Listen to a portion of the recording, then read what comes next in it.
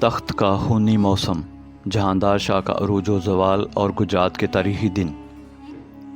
کیا آپ جانتے ہیں کہ مغلیہ سلطنت کا ایسا بھی دور آیا جب بادشاہ کا جنازہ ابھی ادا نہیں کیا گیا تھا اور بیٹے تلواریں نکال کر ایک دوسرے کا خون بہانے نکل پڑے تھے۔ صرف ایک مہینے میں مغل سلطنت کے 4 شہزادے اپنے آپ کو بادشاہ کہلانے لگے۔ ان خانہ جنگیوں میں پنجاب کے گجرات شہر کا کیا کردار تھا؟ جہاندار شاہ کے زوال کی اصل وجوہات کیا تھیں؟ جب دہلی میں خون بہہ رہا تھا تو گجرات کا نیا گورنر کون تھا؟ آئیے ان سوالات کے جوابات تاریخ کے جروکوں سے حاصل کرتے ہیں آج کے ایپیسوڈ میں۔ تخت کی چاہت، خون کی پیاس۔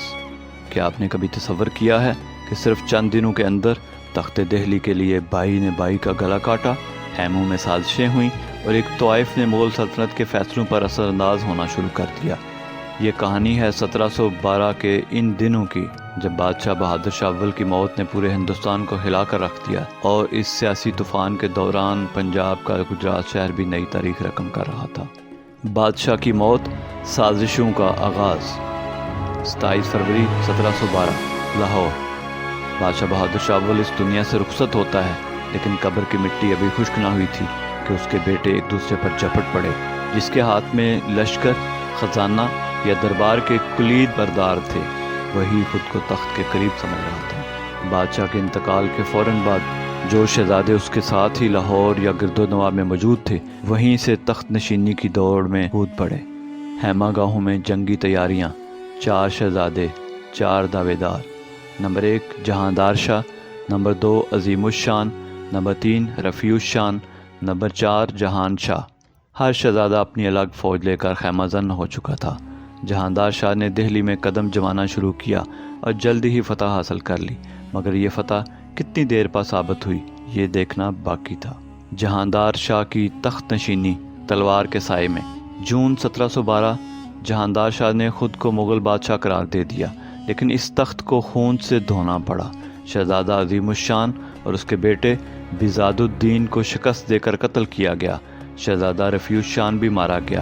جہان شاہ کو بھی شکست ہوئی اور اس کے بعد جہاندار شاہ مکمل طور پر تخت دہلی کا مالک بن گیا۔ لال کنور کا طلسم اور درباری ذلت۔ بادشاہ بنتے ہی جہاندار شاہ نے اپنی محبوبہ لال کنور کو بے حد اختیارات دے دیے۔ یہی لال کنور جو پہلے ایک رقاصہ تھی، اب سلطنت کے معاملات میں دخل اندازی کرنے لگی۔ درباری امراء اور بزرگ اہلکار سب خفگی کا شکار ہوئے۔ گجرات کے انتظامی فیصلے۔ کمال الدین منیم خان کی تقرری۔ جب دہلی میں تخت نشینی مکمل ہو گئی تو جہاندار شاہ نے سلطنت میں نئی تقرریوں کا سلسلہ شروع کیا۔ کمال الدین خان المعروف کمال الدین منعم خان کو پنجاب کے شہر گجرات کا صوبہ دار مقرر کیا گیا۔ یہ شخص نہایت بااعتماد، باصلاحیت اور مغل دربار کا تجربہ کار افسر تھا۔ اس کے آتے ہی گجرات میں کئی انتظامی اصلاحات ہوئیں، لیکن آغاز سے پہلے ایک اہم وضاحت ضروری ہے۔ ہماری کوشش ہوتی ہے کہ ہسٹری کے ناظرین کو تحقیق سے بھرپور، درست ترین اور جامع معلومات فراہم کی جائیں۔ پچھلی قسط میں ہم نے کمال الدین منیم خان کا تعارف تو پیش کیا، مگر ایک دلچسپ تاریخی پہلو رہ گیا تھا۔ دراصل منیم خان نام کی 2 شخصیات مغلیہ تاریخ میں مشہور ہیں۔ ایک وہ منیم خان جو ہمایوں اور اکبر کے دور میں مغلیہ سلطنت کا جرنیل تھا، اور دوسرا وہ جو اورنگزیب کے آخری برسوں اور بہادر شاہ اول کے عہد میں ایک فیصلہ کن کردار کے طور پر ابھرا۔ ہم جس منیم خان کا ذکر کر رہے ہیں وہ دوسرا ہے، اس لیے مورخین اسے منیم خان ثانی کے نام سے یاد کرتے ہیں۔ اب ہمیں اس شخصیت کے بارے میں کچھ نئی اور غیر معمولی معلومات ملی ہیں جو ناظرین کے لیے یقیناً حیرت انگیز اور دلچسپ ہوں گی، تو آئیے اس راز سے پردہ اٹھاتے ہیں اور کمال الدین منیم خان عرف منیم خان ثانی کے تعارف کو تازہ ترین تحقیق کی روشنی میں اپڈیٹ کرتے ہیں۔ کمال الدین جو بہادر شاہ کے دور میں بھی قابل اعتماد افسر تھا، اس کو گجرات کا صوبہ دار مقرر کیا گیا۔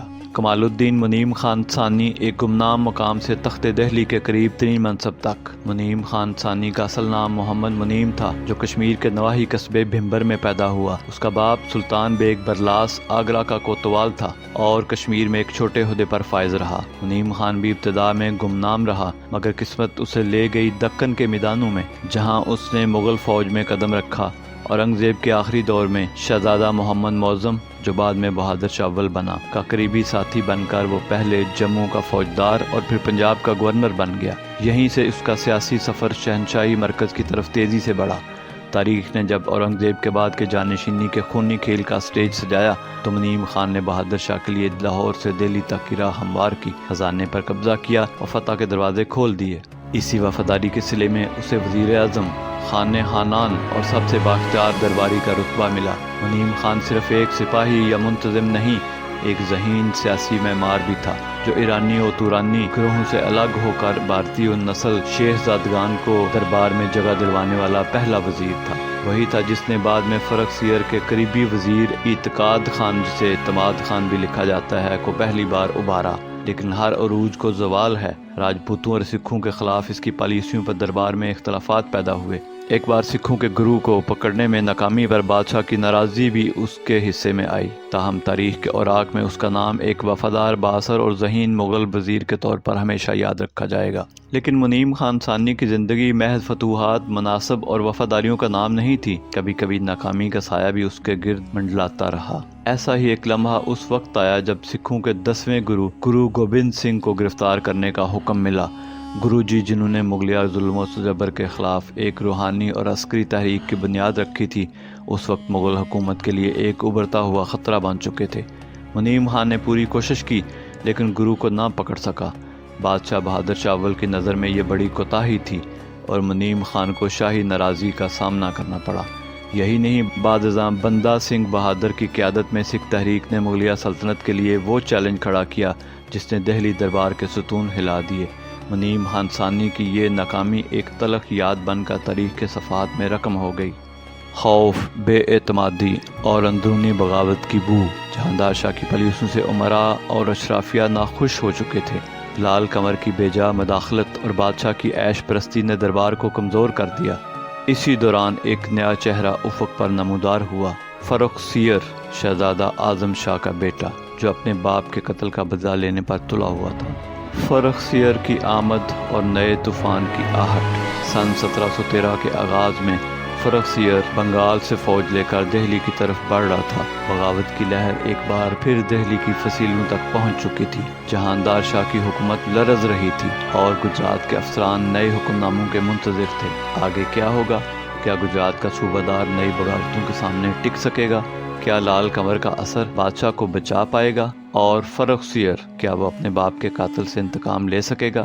جہاندار شاہ کے زوال کے بعد گجرات کا امن بھی خطرے میں آ گیا، لیکن اصل معرکہ تو اب شروع ہونے جا رہا ہے۔ یہ سب جاننے کے لیے دیکھیے اگلی قسط ہسٹری مسٹری پر۔